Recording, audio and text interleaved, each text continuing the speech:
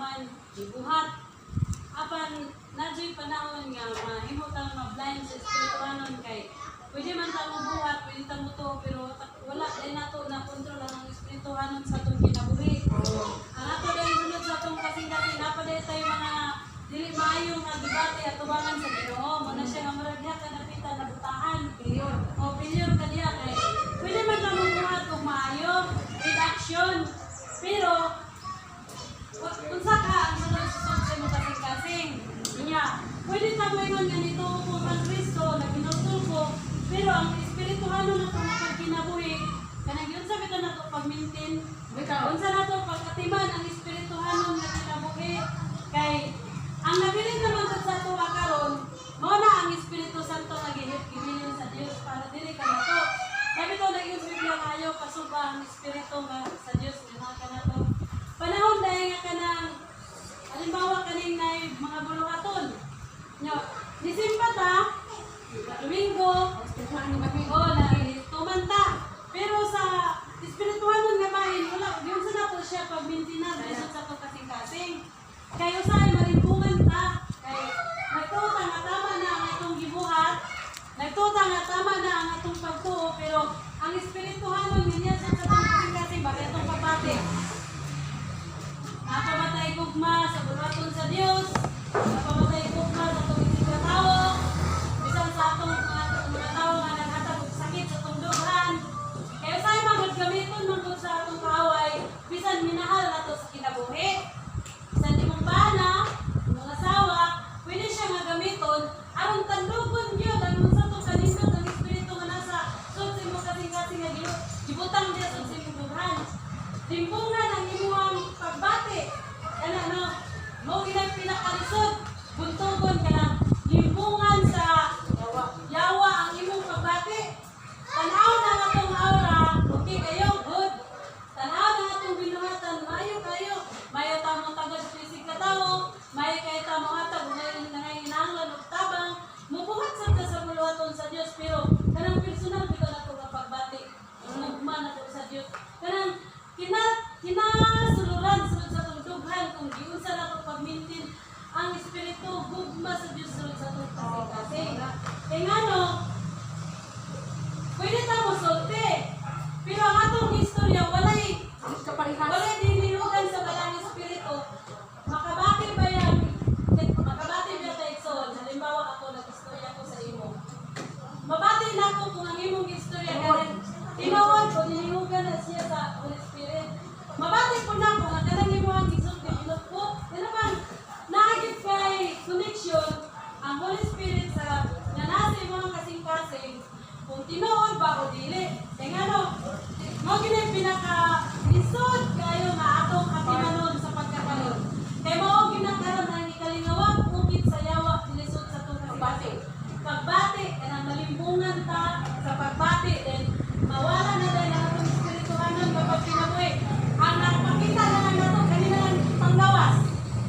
Maayo atong buhat, maayo atong dagway, mo na lang may nakita, pero kung ato na yung susihon, sulod sa atong dughan, napalit tayo nagpahipid diya kapag bati nga, dili maayo, dili makapahimot sa Ginoo. Pagawas na radyo. Mo na nga, number 1, kaning galbo. Makapamuntang na na sa espirituhanon na kinabuhi. Dahil kaning sunod kaning kaibog sa unod nun. Kana, namiro na muna gigubagit sa dautan sa kaaway kana. Kaya kung kana siya likon kay kadusod sa imong dugan, wala di kay ka ba? Wa kay kahadlokan. Dili ka malimpungan sa imong sa espirituhanon nga pagkinabuhi. Wala na. Dati lang ako, maningkamot lang ta. Wala pa ta sa intingno ka na.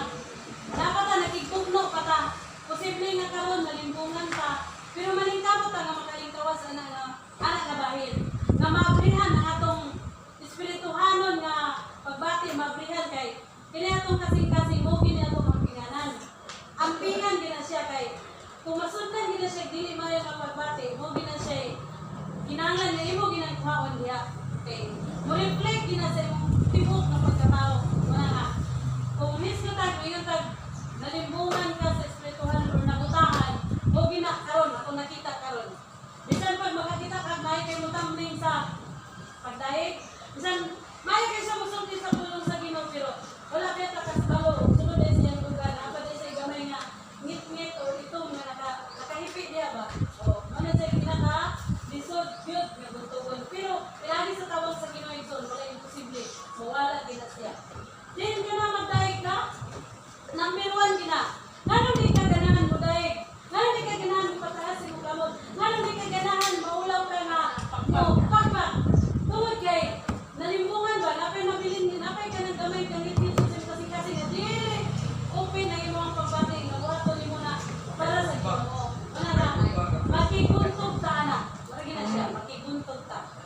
ganito, inanak ay siguro gamay akong mga explanation. So, nindot kayo sa nga pagka-explain, no? Kay haong gyud sa ato ang tema nga the danger of spiritual blindness when eyes are open but the heart cannot see.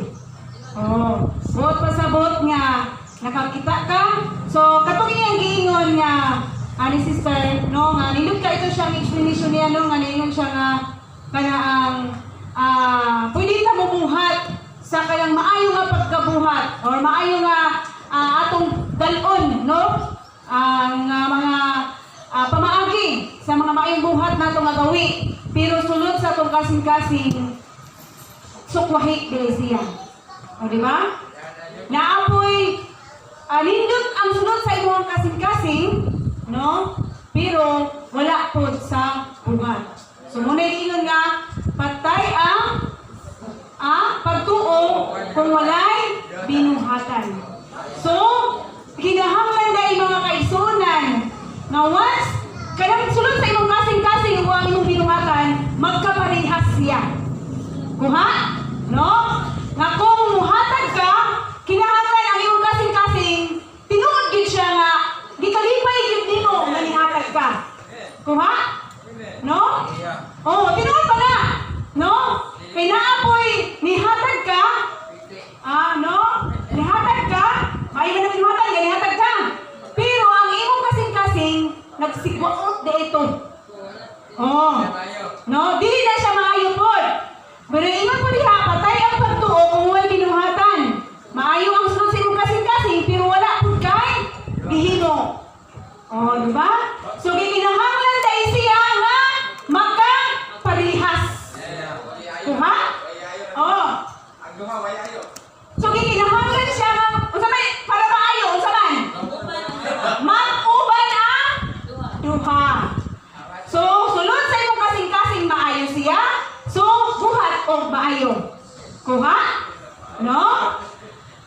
Kung naghatag ka, imong kasing-kasing walay siya dog ba? Walay nagpugong ba? Nindot kay panalay singa ko niya igsoon. Pero ayaw ko ginangan yung hatag ko ani.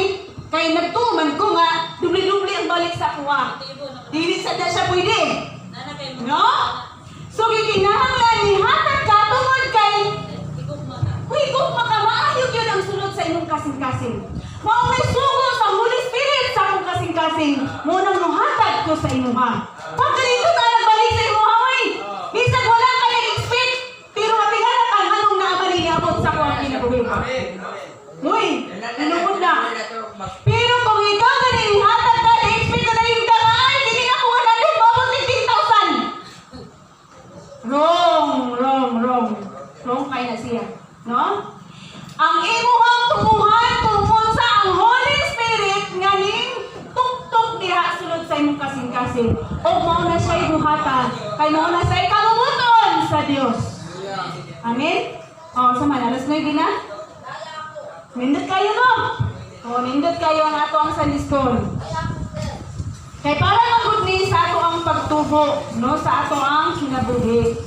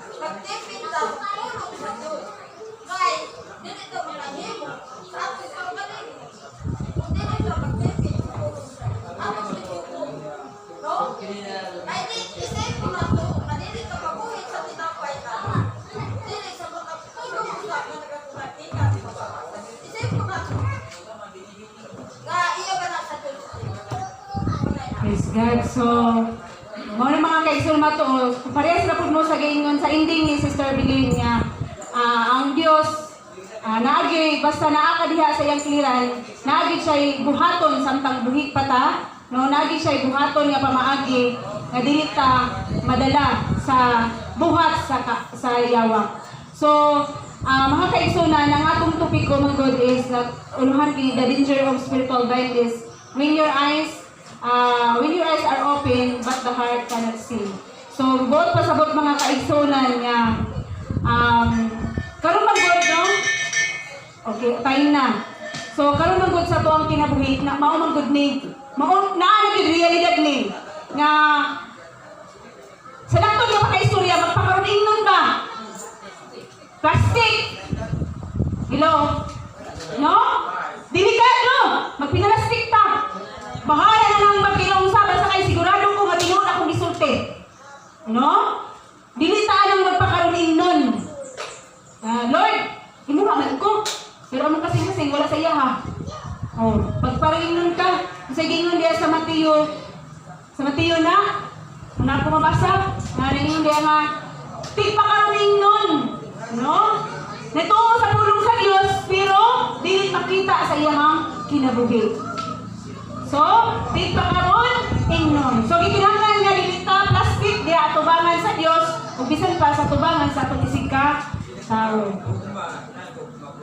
O gikinahanglan sa atong kinabuhi nga maghali gyud ang gugma. Amen. Gugma sa Dios, ang kaayo sa Dios sa atong kinabuhi. Kung unsa siya, sinabiun na to kung unsa siya nga pagka-Diyos, no?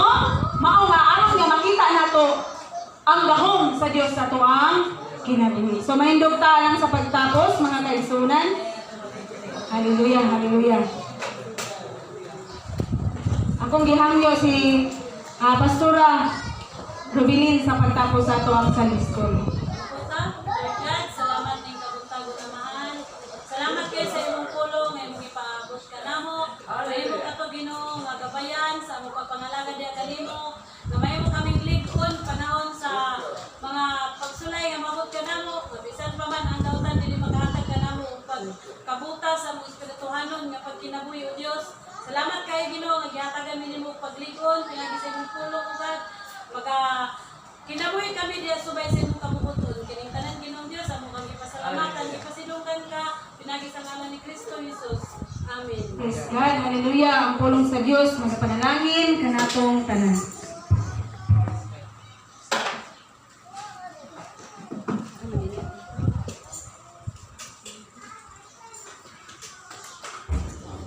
Praise God. Mayo kayo pulong sa Dios mga igsoon, maghatag ito nato kalig-on. Nga mo na importante yun yung makabatik ta sa pulong sa Dios. Kay mo na maghatag ka na itong pagbadlong. Nga maghatag sab na itong kadasig. Panahon nga doon ay kaluyahon. Then mabrihan po ang atong mga hunahuna, atong salabutan, atong pagbati, pinagi sa pulong sa Dios. Wala nga akong pagdasig sa tanan nga maling kamot ta kutog sa atong mahimo. Nga ang Domingo imo na to ning special nga adlaw aron nga makaabot pa ta sa Sunday School niya. Daghan pa tag makatunan panahon sa atong Sunday School. Hallelujah. Malindog ta samtang maglinabanuhay kita sa usag-usa. Dinatong awiton ang nalipay kong dako kay ikaw aniya.